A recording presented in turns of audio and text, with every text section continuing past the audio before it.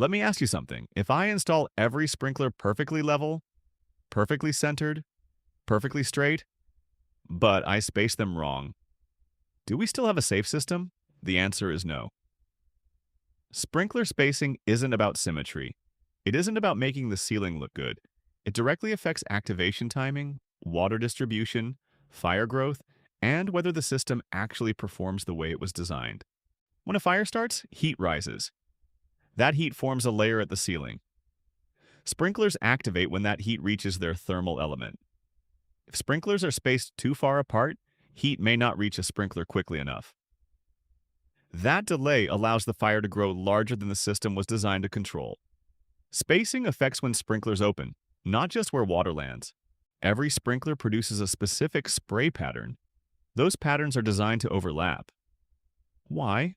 Because fires don't politely stay centered under a sprinkler head. Proper spacing ensures no dry spots, no weak coverage zones. Uniform water density across the protected area. When spacing is wrong, coverage is uneven. And uneven coverage means uneven protection. Now let's look at the opposite problem. If sprinklers are too close together, one sprinkler can cool another before it activates. This is called cold soldering. One head opens, discharges water, and that water cools the adjacent sprinkler. The second sprinkler never activates, even though the fire continues to grow. Too close is just as dangerous as too far. From an inspection standpoint, spacing is one of the first things checked. Inspectors measure center-to-center spacing, distance from walls, compliance with listing requirements. If spacing is wrong, it doesn't matter how clean the install looks. The system fails. And fixing spacing after installation, that means relocating heads, repiping, recalculating hydraulics, and losing time and money.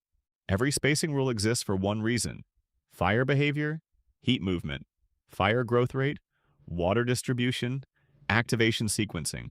Spacing isn't arbitrary, it's engineered around how fire actually behaves in real life. So before we ever open a table, before we ever talk about 15 feet, before we calculate square footage, you need to understand this. Sprinkler spacing controls performance. Get spacing right. The system works as designed. Get spacing wrong, everything else suffers. In the next video, we're going to break down how to read the NFPA spacing tables the right way.